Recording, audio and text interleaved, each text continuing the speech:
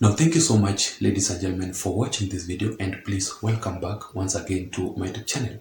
So yesterday, Oburu Odinga praising William Ruto so much for outsmarting both Uhuru Kenyatta and his brother Raila Odinga in the previous 2022 general elections clearly shows or clearly indicates that there is a complete misunderstanding between the two brothers.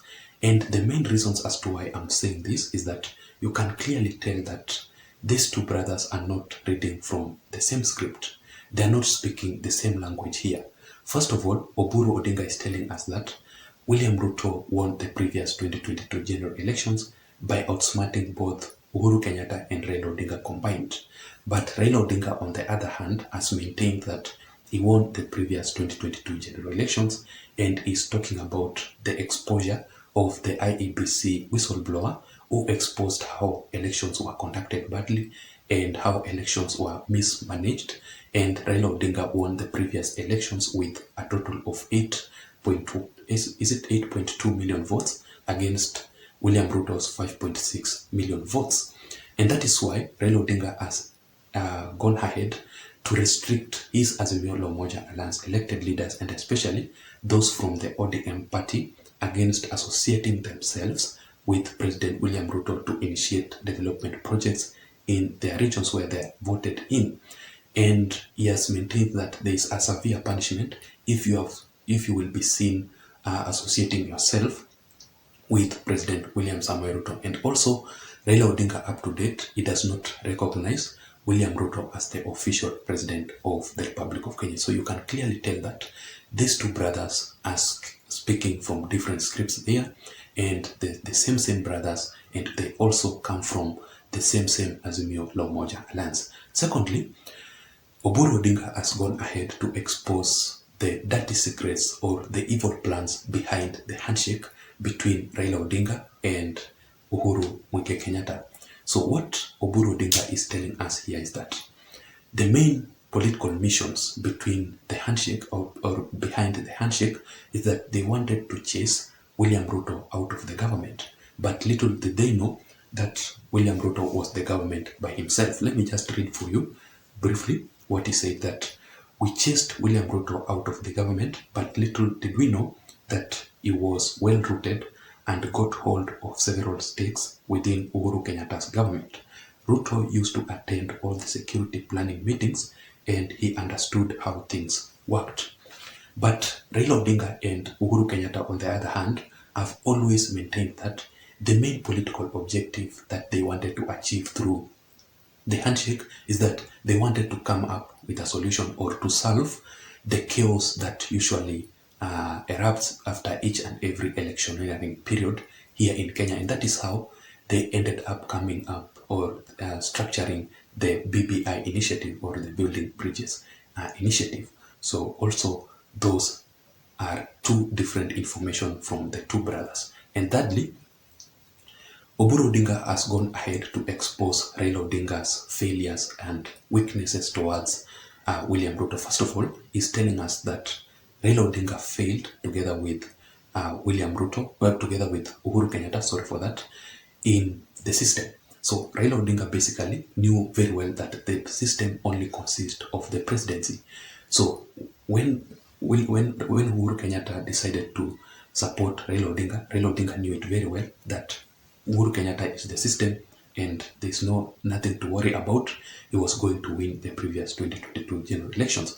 But little did they know that the system comprises of various structures, various arms there, including the presidency and the security. So they had the presidency, who was Uhuru Kenyatta, but they lacked the security.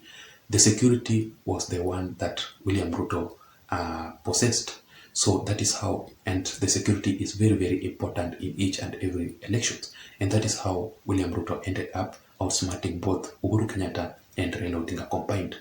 Also, he has exposed to us that Raila Odinga failed mission on chasing William Ruto out of the government.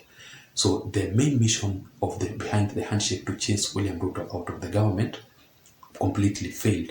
And thirdly is exposing Raila Odinga for failing on the election or the electoral process.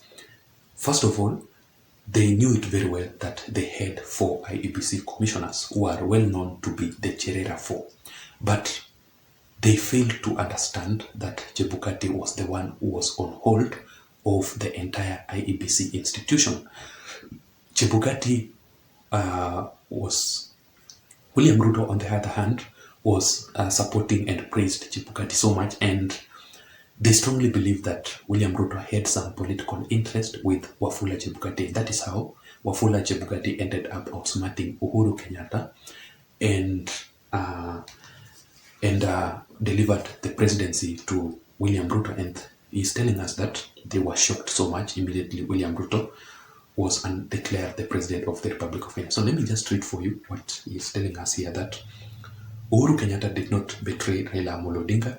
He tried his best, but Chebukati is the one who outsmarted Uhuru Kenyatta because Uhuru had a lot of faith in him. But Chebukati outsmarted Uhuru Kenyatta. And also, so basically, it's telling us about how Raila Odinga failed completely in the IEBC and in the electoral process.